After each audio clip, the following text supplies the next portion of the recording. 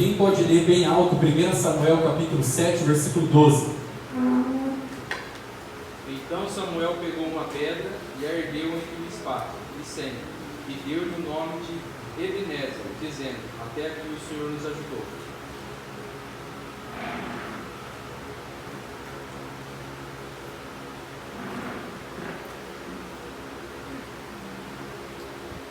Até aqui nos ajudou o Senhor. Você quer repetir comigo? Até aqui nos ajudou o Senhor.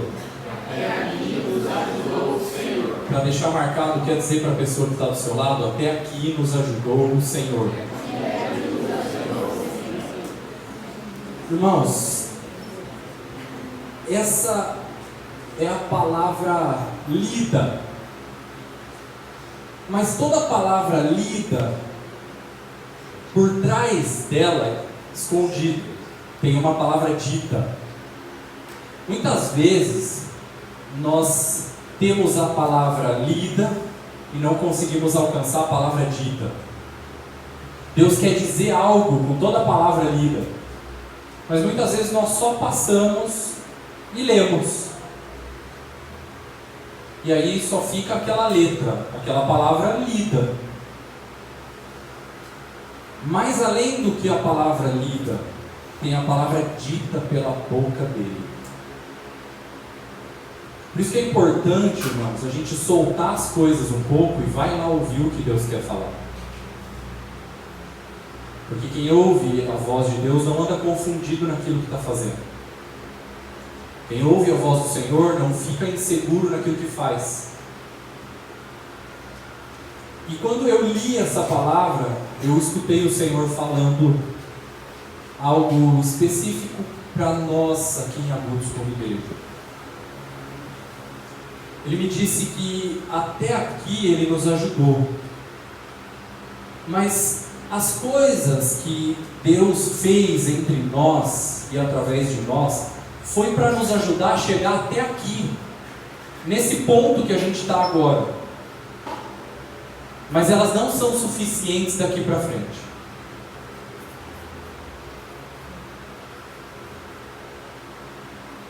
Daqui para frente nós vamos precisar buscar mais. O Senhor nos ajudou até aqui, com as coisas que Ele fez no passado, desde quando nós começamos a nossa caminhada, tudo que Ele falou, todas as experiências que a gente teve, foi para nos ajudar a chegar até aqui aonde nós estamos, nesse nível de unidade que nós temos, nessa quantidade de discípulos que nós temos, nessa qualidade que temos na nossa vida como discípulo. Mas essas coisas, irmãos, que Deus fez, foi para nos ajudar a chegar até aqui, mas elas não são suficientes para nos levar daqui em diante. Daqui em diante, o Senhor está falando, nós vamos precisar buscar mais. Nós não vamos poder nos apoiar nas experiências passadas para a gente avançar daqui para frente. Eu acho que é um ponto de transição, talvez, na nossa vida como igreja aqui em Agudos. Mas eu ouvi o Senhor, e Ele está falando. As coisas que Ele fez até agora, irmãos, foi para nos ajudar a chegar até aqui, mas não são suficientes para nos levar daqui em diante. Esquecendo-me das coisas que para trás ficam, eu sigo para o alvo. Não que eu julgo ter alcançado a perfeição, mas uma coisa eu faço: eu prossigo para o alvo. As coisas, irmãos, que Deus fez entre nós para chegarmos até aqui tem a ver com a vida da igreja. Mas as coisas que estão mas agora as coisas que estão adiante de nós tem a ver com a missão da igreja.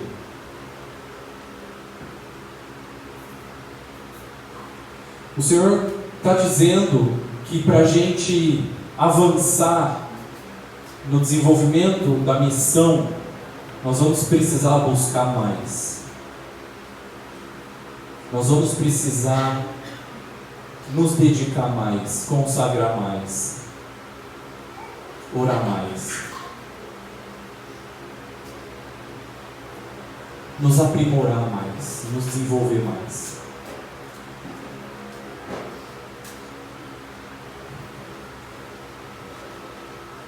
A vida da igreja, irmãos, está em Atos, capítulo 2, versículo 42. A missão da igreja está em Atos, capítulo 1, versículo 8.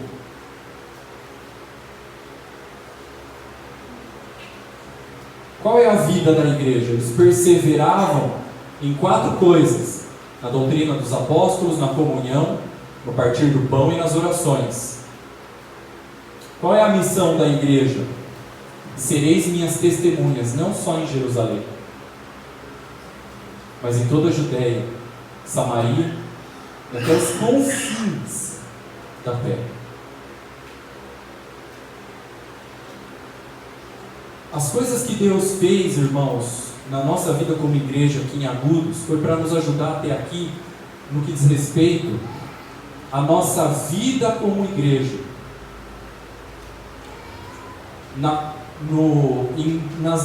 Nessas duas etapas.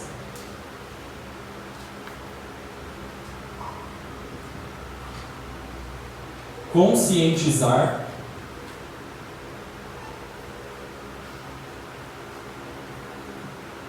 e consolidar.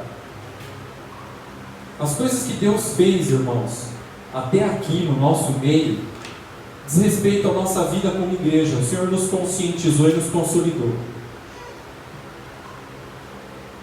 Os que estão aqui foram os que foram conscientizados e consolidados, perseveraram. Alguns se perderam no meio, tá? Nós perdemos irmãos preciosos e isso nos doeu.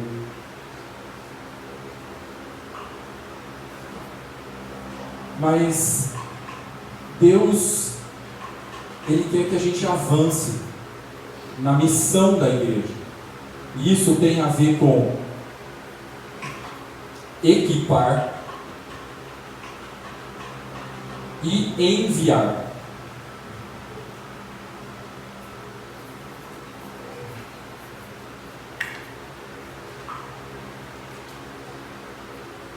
A igreja, ela sempre vai funcionar nessas 4 palavras aqui, ó: conscientizar, consolidar, equipar e enviar. Conscientizar e consolidar tem a ver com a vida da igreja, e equipar e enviar tem a ver com a missão da igreja.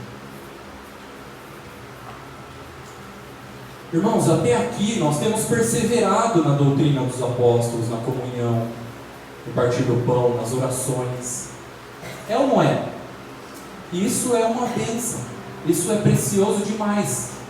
Tudo que tem a ver com a igreja nas casas, as nossas comunhões, as vezes que nós saímos juntos, todas as vezes que a gente janta, almoça, retiro, tudo isso tem a ver com a vida da igreja,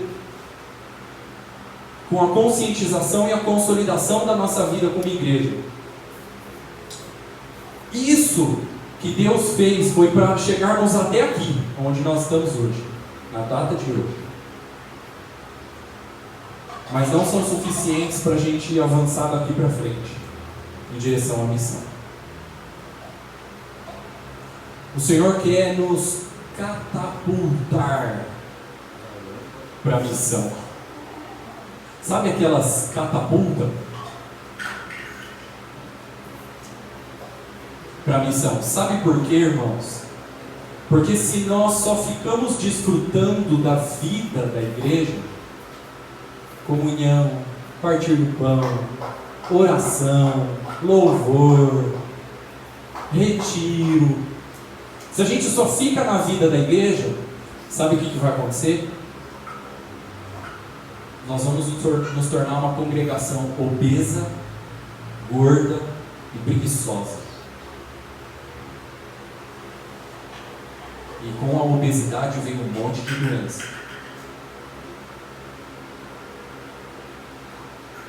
Daí, a gente fica com aquelas cabeças desse tamanho, cheia de conhecimento, com a barriga cheia da palavra de Deus, as perninhas desse tamanho, não sai do lugar, não vai para frente, não desenvolve, não ganha ninguém, não faz discípulo, não cumpre a missão. Só para dentro, tudo para dentro, tudo para dentro, tudo para dentro. Já estamos de dentro de quatro paredes.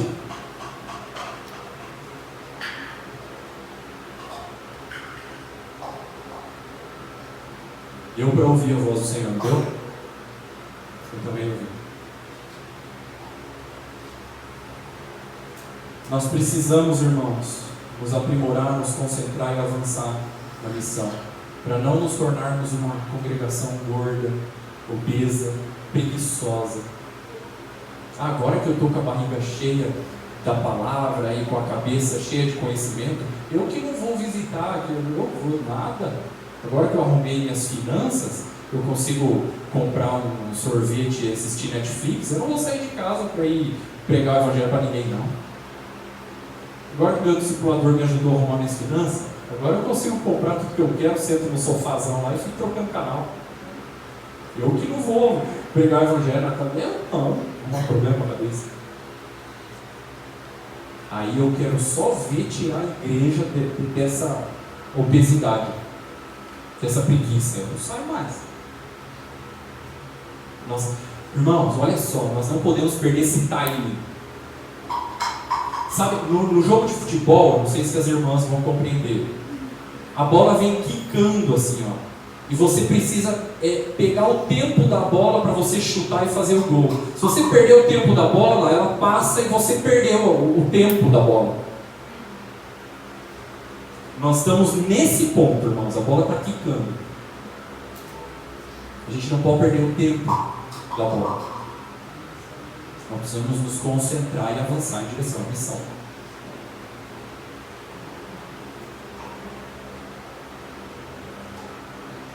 A missão, irmãos, em Atos 1:8, fala de 3 etapas da missão. A missão local, Jerusalém. A missão regional, Judéia e Samaria. E a missão mundial, até os confins da terra.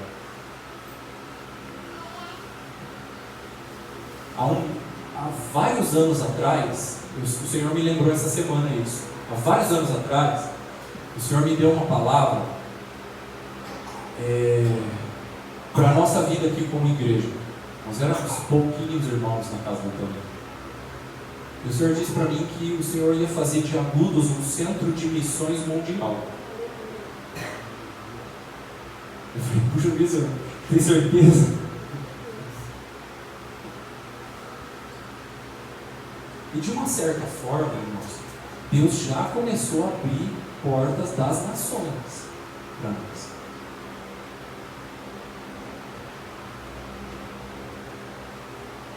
Hoje é dia 13, daqui 10 dias o Senhor abriu uma porta para mim nos Estados Unidos. Estou indo para os Estados Unidos dia 23. Volto dia 31, troco de avião, vou para o Peru, volto dia 13 de novembro. Nesse tempo, Brás, Rosana, Márcio e Cris vão estar lá em Teresópolis, no Rio de Janeiro. Está vendo como está se cumprindo? A profecia está se cumprindo.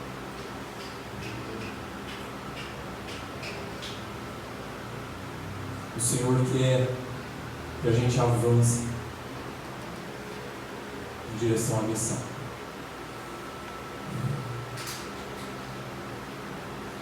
Eu quero propor 5 ajustes para fazermos na nossa vida, para avançarmos em direção à missão. Primeiro, ser essencial e não ser excelente. Texto, Lucas capítulo 10. Versículo 38. Indo eles de caminho, entrou Jesus num povoado e certa mulher chamada Marta hospedou Jesus na casa dela. Tinha ela uma irmã chamada Maria. Esta Maria quedava-se assentada aos pés do Senhor, a ouvir-lhe os ensinamentos. Marta agitava-se de um lado para o outro, ocupada com o quê? Com muitos serviços. Ó, Marta aí, ocupada com muitos serviços. Então se aproximou de Jesus e disse, a Marta vai repreender Jesus agora: Senhor, não te importa de que minha irmã tenha deixado que eu fique a servir sozinha? Ordena-lhe, pois, que venha ajudar-me. Respondeu-lhe o Senhor: Marta, Marta, andas inquieta e te preocupas com muitas coisas. Entretanto, pouco é necessário, ou mesmo uma só coisa. Maria, pois, escolheu a boa parte, e esta não lhe será tirada. Aqui nós vemos um exemplo daquilo que é excelente e daquilo que é essencial. A Maria escolheu aquilo que era essencial, a comunhão com Jesus. E a Marta era excelente em muitos serviços, mas não era essencial. E num tempo que nós vivemos, onde nós somos pressionados a sermos excelentes em muitas coisas, o perigo que nós corremos é de não sermos essenciais. Aí a gente é excelente em coisas vazias, mas não temos essência.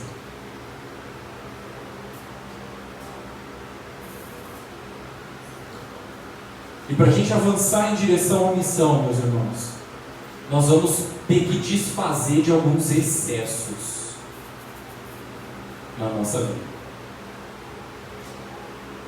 A gente se preocupa muito com as coisas que faltam, e a gente não se dá conta que nos atrapalha muito as coisas que sobram,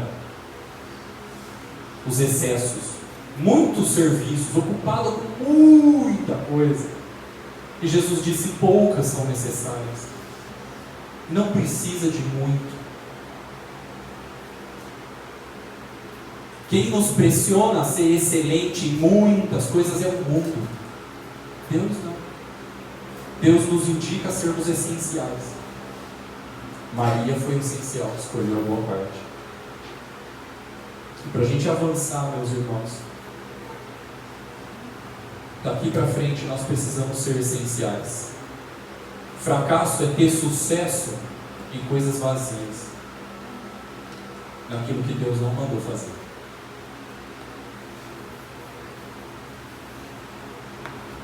Se a gente se ocupa com muitas coisas, a gente não consegue fazer bem feito aquilo que é o essencial, e nem chegar até o fim daquilo que a gente está fazendo. Lembra do conceito de diligência? O que é diligência? Fazer bem feito e fazer até o fim. Então diligência não é fazer bem feito e não terminar. E também não é você terminar de qualquer jeito. Diligência é você fazer bem feitinho e fazer até o fim. Isso é diligência. Só que você percebeu como nós somos um povo de muita iniciativa, mas de pouca acabativa? A gente começa muitas coisas e não termina. A gente começa a ler a Bíblia e não termina. A gente começa a ler um livro e não termina. A gente começa a fazer uma faculdade e não termina. A gente começa a trabalhar e não termina. A gente começa a fazer a missão e não termina. Inicia muitas coisas e fica ocupado em muitas coisas e não se dá conta naquilo que é essencial, não se concentra naquilo que é essencial. Aí perde anos e anos e anos da vida, sendo excelente em coisas vazias. Quando cair a ficha, todos esses anos perdidos você nunca mais recupera. Arrependimento você encontra, salvação você encontra, no último dia, que nem o ladrão da cruz, mas o tempo perdido nunca mais se recupera. O Senhor está falando, irmãos, para a gente dedicar os anos da nossa vida naquilo que é essencial.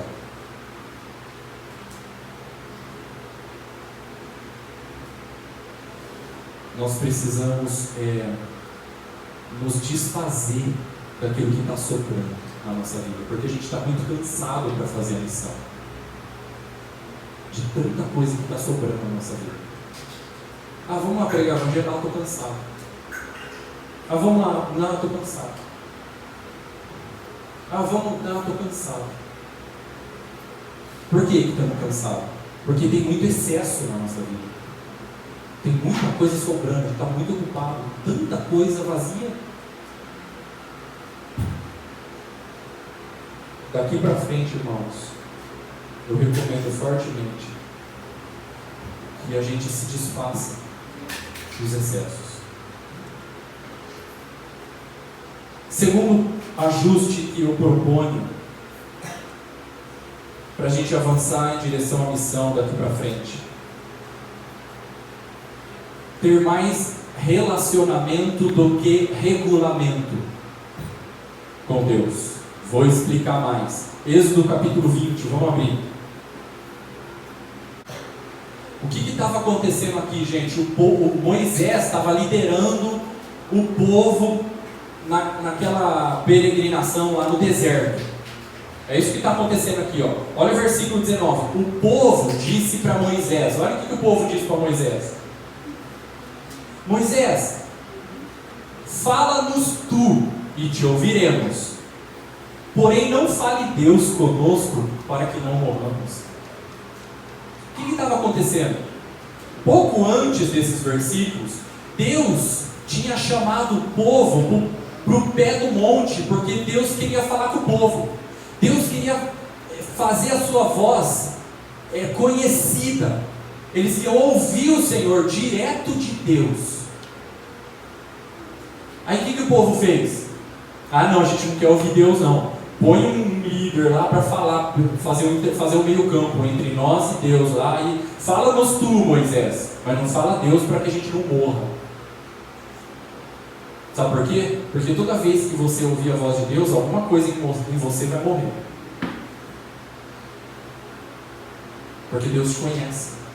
E se você expõe para ouvir a voz dele, ele vai falar alguma coisa que vai ter que morrer em você, alguma vontade, alguma coisa da sua carne, alguma da natureza humana, das coisas dessa terra, das coisas lícitas que você tem usado como desculpa.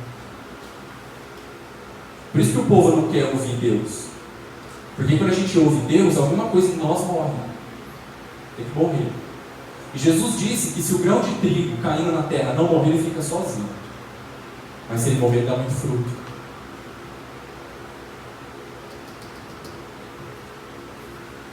Só que o povo não quer relacionamento com Deus. Então o que o povo faz? Não, Moisés, fala você com a gente não quer ouvir Deus, não. Aí Deus fala assim: Moisés, sobe aqui então. Toma os 10 mandamentos, os regulamentos lá, dá para o povo lá os regulamentos. Aí veio lá com os 10 regulamentos lá para o povo, porque o povo rejeitou o relacionamento. Só que Deus quer relacionamento, não quer regulamento. Quem tem relacionamento não precisa de regulamento. Desde o princípio Deus queria relacionamento. Lá no jardim, o homem rejeitou o relacionamento. Aí no deserto, Deus queria o relacionamento, chamou o povo rejeitou de novo. Aí tem que vir o regulamento. A graça é antes da lei. A lei teve que vir porque o homem rejeitou a graça. Não quer o relacionamento. Por quê? Porque quando Deus fala, alguma coisa em nós morre. Então a gente prefere algum líder falando no lugar de Deus para nós. Aí a gente cria uma autodependência do discipulador, dos irmãos que vêm compartilhar aqui na frente, vive de retiro em retiro. A gente precisa do Dani para vir aqui falar. A gente não tem relacionamento, alguém nos deu um regulamento. A gente fica criando uma dependência, uma autodependência do homem. E em contrapartida, o nosso discipulador principal é o Espírito Santo. Jesus enviou o Espírito Santo para restaurar esse relacionamento. Quem é guiado pelo Espírito de Deus são os filhos de Deus, está escrito isso em Romanos 8,14. Os filhos de Deus são guiados pelo Espírito de Deus, porque tem relacionamento. Não precisa de regulamento. Consigo me explicar? Vocês estão ouvindo? Então, ficou confuso? Deu para entender nada? Deu? Daqui para frente, irmãos, Deus quer nos levar em um relacionamento mais profundo com Ele. Intimidade, comunhão.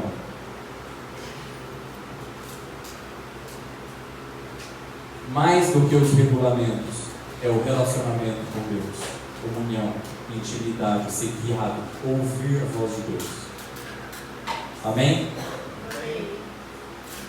Terceiro ajuste que eu proponho.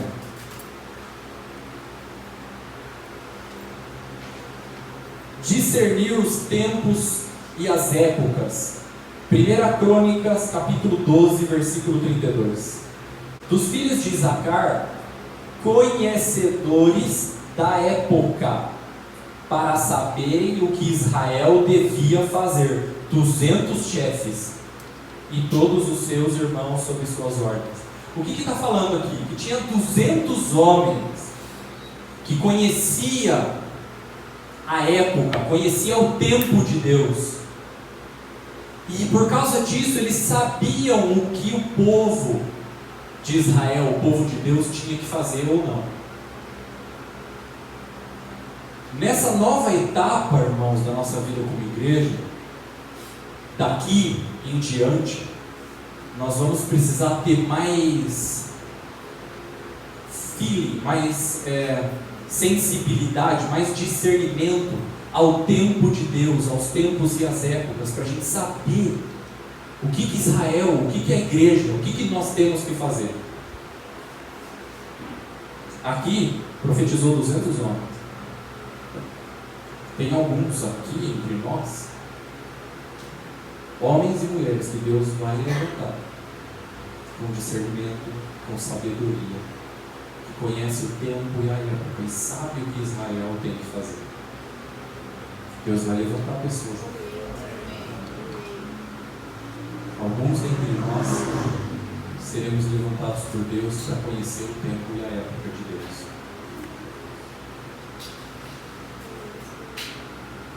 Qual é a importância, irmãos, da gente entender o tempo de Deus? Lembra de José do Egito? José do Egito era o caçulinha da família dele, desprezado. Teve um sonho que ele ia governar, que ele ia ser um grande líder. Aí ele contou.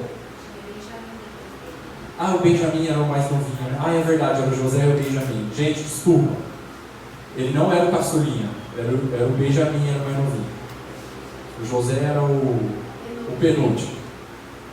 Ele teve um sonho que ele ia ser um grande líder, inclusive que ele sonhou que os irmãos dele se prostrariam diante dele e tal. E ele caiu na bobagem de contar isso para os irmãos dele, né? O que Deus fala para você na intimidade não é para você sair contando por aí, né? Ele saiu contando por aí. Os irmãos dele ficaram bem bravos, bastante inveja. Venderam ele, perseguiram ele, jogaram ele numa cova. Ele ficou lá sozinho. Foi vendido como escravo no Egito. Aí lá, a mulher de Potifar tentou agarrar ele. Ele se livrou dela lá, saiu correndo. Ela acusou ele, era a palavra dela contra ele. A dela prevaleceu, porque ela era a esposa do Potifar. Potifar ou Faraó? Potifar. E aí ele foi para a cadeia, foi para a prisão. Aí lá na cadeia, ao invés de ele ficar reclamando da vida, que a vida estava ruim, aqui essa cadeia, meus irmãos já me venderam. Aí eu era escravo, mas Deus disse que eu ia governar. Agora eu estou na cadeia injustamente. Ao invés de ele ficar reclamando da vida, da situação ruim dele, ele ficou fazendo contatos na cadeia. Networking. Ele fez um contato com o padeiro e fez um contato com o copeiro. O copeiro foi restaurado no seu posto, lá no diante do Potifar, do Faraó. Soprou o nome do José no ouvido do Faraó lá, e o Faraó pegou o José e tirou ele da cadeia. A gente já aprende bastante coisa com José, né? Se você estiver passando por cadeias, tribulações, dificuldades, ao invés de reclamar, faz contato. Alguém vai soprar teu nome lá e vai tirar você disso daí. Pois bem, ele chegou lá diante do faraó. Ele teve um sonho. Deus contou o sonho do faraó para o José. E aí o faraó colocou José como governador de todo o Egito. Seus irmãos vieram lá para o Egito para buscar comida, porque começou a ter fome na terra inteira. E quem estava administrando toda essa fartura? O José do Egito. Desculpa a expressão, mas a terra inteira comia na mão do José do Egito. Literalmente. Estava fome na planeta Terra inteira. Todo mundo ia atrás do José para ter comida, para buscar comida. E aí, como ele era um homem entendedor do tempo e da época, sabia o que tinha que fazer, como que ele chegou lá? Porque ele estocou no tempo de escassez, no tempo de abundância. E no tempo de escassez ele começou a governar e repartir. Por quê? Porque em tempos de necessidade, quem governa são homens de revelação. Faraó tinha autoridade, mas quem governava era José do Egito. Porque em tempos de necessidade, quem governa são homens de revelação.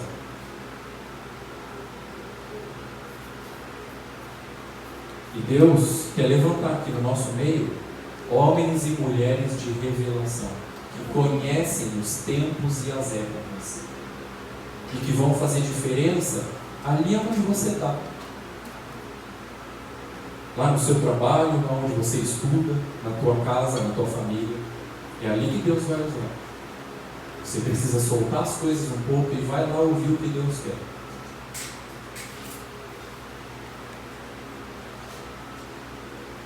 É impressionante, né? Porque para o problema da fome, Deus levantou um José. E aí quem é a próxima geração do José? Moisés. Qual era o problema da geração de Moisés? A escravidão. O povo era escravo. Então, para o problema da fome, Deus levantou José. Para o problema da escravidão, Deus levantou Moisés. O inimigo do José era a fome, o inimigo do Moisés era a escravidão. Por que Deus nos colocou aqui em Agudos, nesse momento, com essa idade que nós temos, na casa onde a gente mora? Justamente para a gente ser aqueles que vão solucionar alguns problemas específicos em Agudos. Porque Deus vai nos levantar como homens e mulheres de revelação. Por uma fome, Deus levantou José. Por uma escravidão, Deus levantou Moisés. Os problemas específicos que tem aqui em Agudos, na sua família, no seu trabalho, nos seus amigos, Deus levantou você.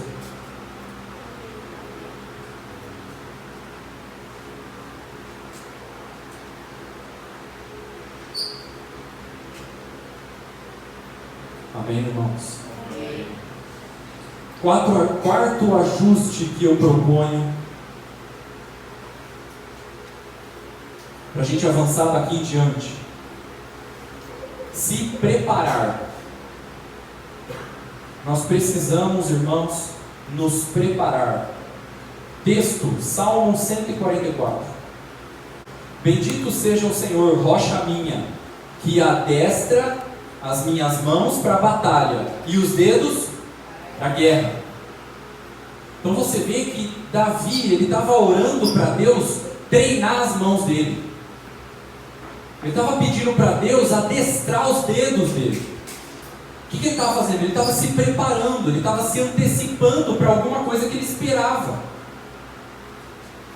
Ninguém se prepara se não espera alguma coisa. Você só se prepara se você está esperando por alguma coisa. Davi esperava por alguma coisa. Então ele pedia para Deus treinar as mãos dele. E ele usava as mãos dele para quê, irmãos? Para tocar harpa.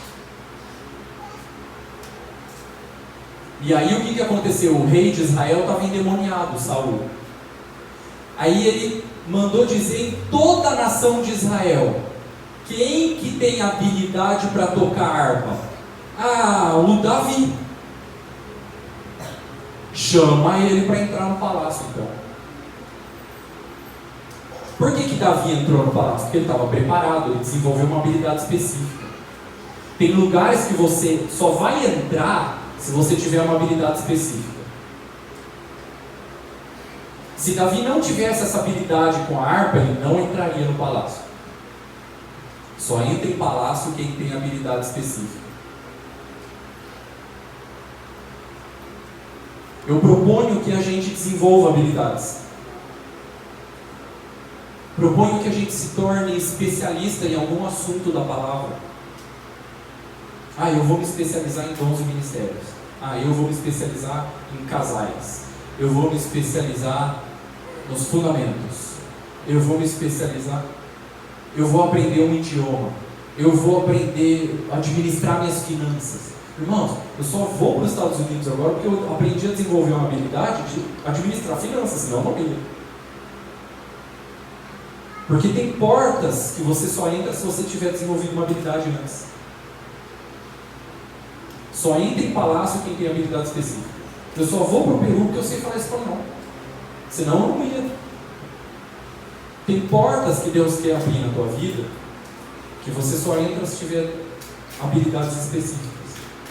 E todos nós aqui temos capacidade para isso. Não me venha com autocomiseração e autopiedade. Hoje eu não vou incluir autopiedade, não.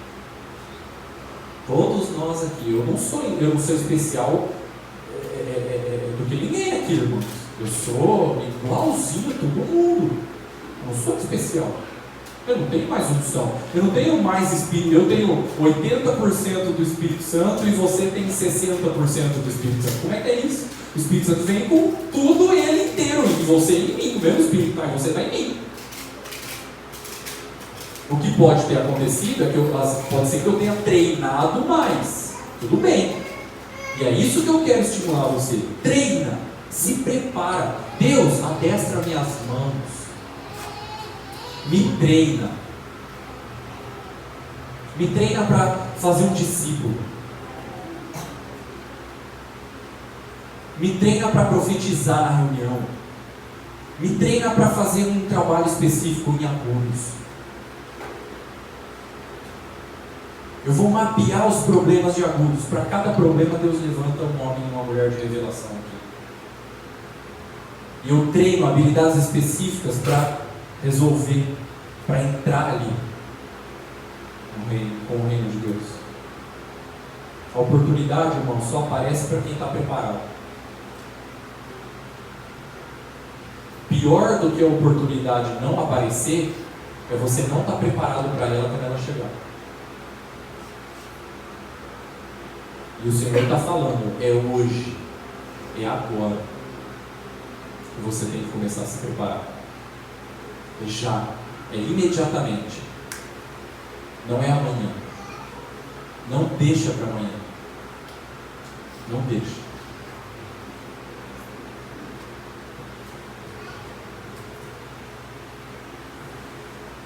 Amém, irmãos? Último ponto que eu proponho, para a gente fazer um ajuste e nos aprimorar para avançar em direção à missão. Ficar atento ao que Deus quer mostrar. Abacuque capítulo 1. Sentença revelada ao profeta Abacuque. Verso 2: Até quando, Senhor, clamarei eu, e tu não me escutarás? Gritar-te-ei violência, e não salvarás? Porque me mostra, olha essa palavra aí, mostra. Porque me mostra a iniquidade e me faz ver a opressão. Pois a destruição e a violência estão diante de mim, existem contendas e o litígio se suscita. Verso 4: Por esta causa a lei se afrouxa e a justiça nunca se manifesta, porque o perverso cerca o justo, e a justiça é distorcida. Gente, vocês prestaram atenção no que aconteceu aqui? Deus estava mostrando algo para Abacuque, porque olha só, irmãos, presta atenção. Primeiro Deus mostra, depois ele fala. Ele faz assim, ele age assim. Primeiro ele mostra, depois ele fala, e depois ele te envia. E aqui Deus mostrou o que para Abacuque? O pecado, a injustiça, a opressão, a violência. Na onde? Na cidade onde ele estava. Ele estava na cidade, ele olhava ao redor e falava: Deus, por que o Senhor me mostra a violência, a injustiça? Por causa dessa opressão que tem aqui, o justo é oprimido pelo perverso, e a justiça é distorcida. Ele estava indignado. Deus estava mostrando essas coisas para ele. Por quê? Porque Deus queria usar ele para ir resolver isso. Quando Deus mostra alguma coisa para você, irmãos, muito provavelmente é porque Ele vai enviar você para resolver isso. Por isso que Ele está mostrando para você. Sabe aquilo que você vê e você fica indignado? É injusto. Não pode. Não está certo isso. Então, isso que Deus está te mostrando, Ele está te provocando a você ir lá resolver o problema da fome ou da escravidão. Porque primeiro Deus mostra, depois Ele fala.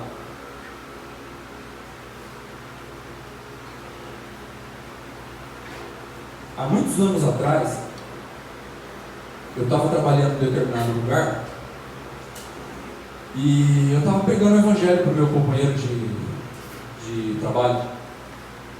E um outro companheiro de trabalho me interrompeu e disse assim: Márcio, e esse outro companheiro de trabalho que me interrompeu, ele é irmão, ele congrega num outro lugar. E ele me interrompeu e falou assim: não foi assim que eu aprendi da minha denominação, do meu pastor. E o rapaz que eu estava tentando pregar o evangelho, evangelizar aqui, ele olhou para a cara de nós dois assim, falou assim: vocês dois aí se diz cristão e vocês não se entendem? Vocês querem me convencer do quê?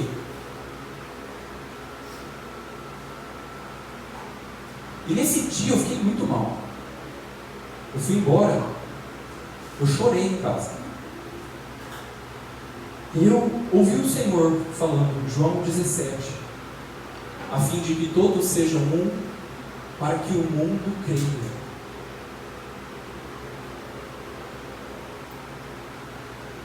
E a partir daquele momento eu falei: Deus, enquanto eu tiver fôlego de vida, eu vou lutar pela unidade da igreja. Eu não vou para o caixão enquanto eu não resolver a divisão da igreja em Acutis.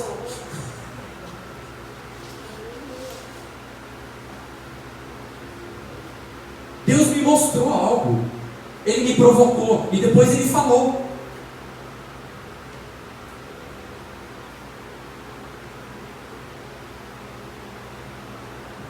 Porque primeiro Deus mostra, depois Ele fala.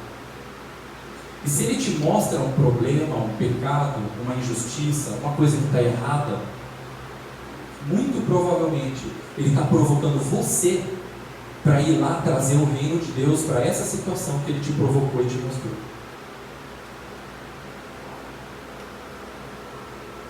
A divisão da igreja de Agudos virou meu inimigo.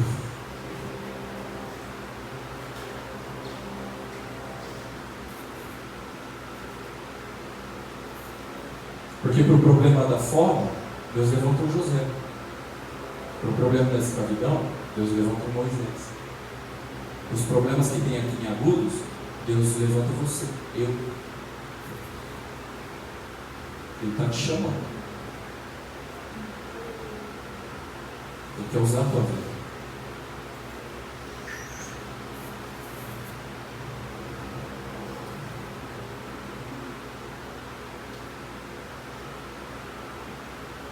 Primeiro Deus mostra, Depois ele fala. Olha no capítulo 2 de Abacuque, versículo 1. No capítulo 1, Deus mostrou para Abacuque um problema, provocou Abacuque. No capítulo 2, Deus fala com Abacuque. Capítulo 2, versículo 1. Olha o Abacuque, ó.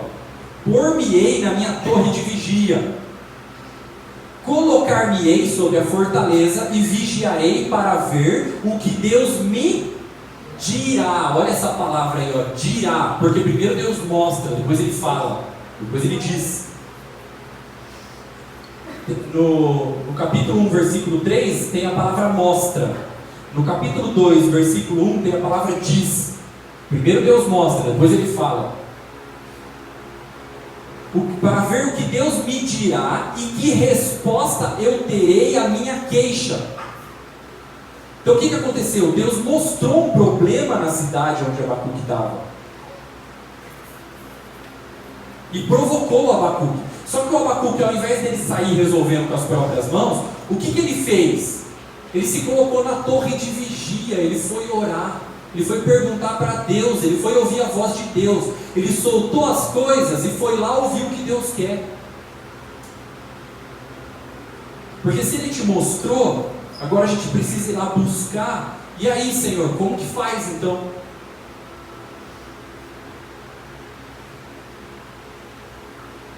Se coloca na torre de vigia, solta as coisas um pouco, vai ouvir o que Deus quer falar. Vai lá ouvir a voz de Deus, para ver a resposta que Ele vai te dar. E Deus fala para Abacuque: escreve a visão, para que leia até aquele que passa correndo. Deus deu a estratégia para Abacuque. Fique atento, irmãos. Deus vai mostrar algumas coisas para alguns aqui. Fique atento nesses dias. Deus vai mostrar algumas coisas para alguns de nós que estamos aqui. Primeiro Deus mostra, depois Ele fala, e aí Ele te envia.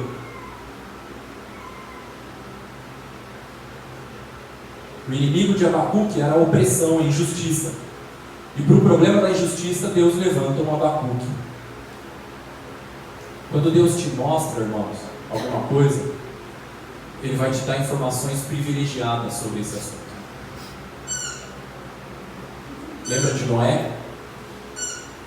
Deus falou com Noé: Noé, faz uma arca porque vai chover. Só que tem um detalhe, né? Nunca tinha chovido sobre a terra. Ele nem sabia o que era chuva. Ele tinha que fazer uma arca porque ia chover.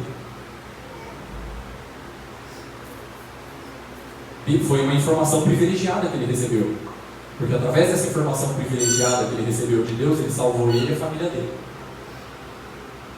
Orar é consultar aquele que sabe o futuro. Então quando Deus te mostra, Ele vai falar com você, Ele vai te dar alguma informação privilegiada sobre esse assunto. E se você recebe uma informação privilegiada sobre esse assunto, você salva você e sua família. Solta as coisas um pouco e vai ouvir o que Deus quer.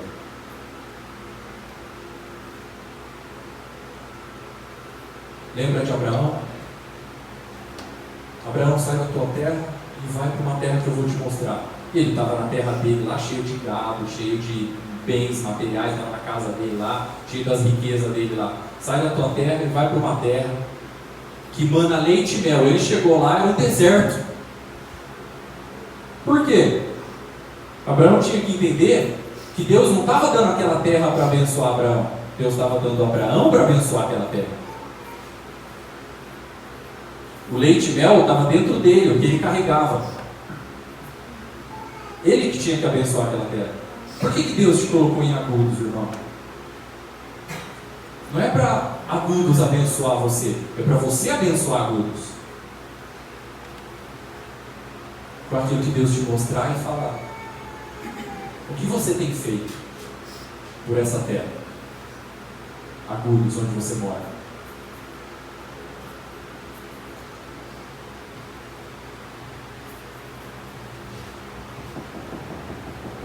Missão.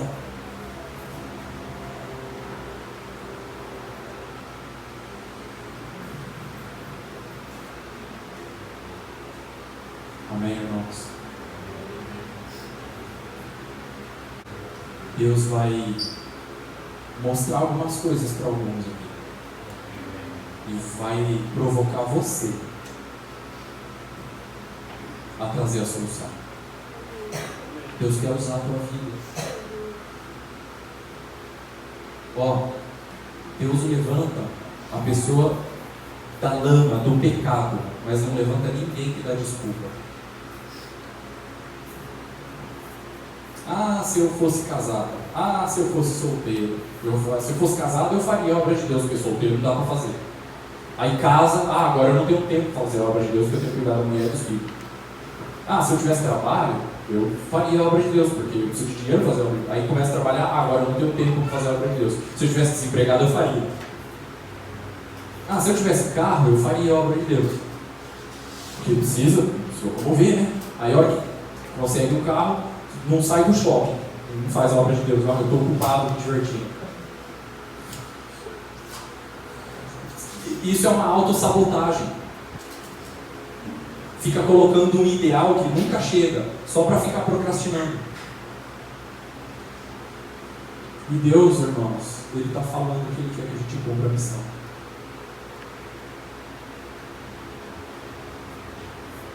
Para alguns aqui, Deus vai dar uma missão específica.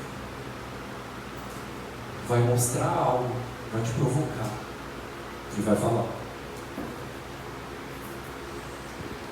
E você vai responder para Deus. Isaías diz isso aqui.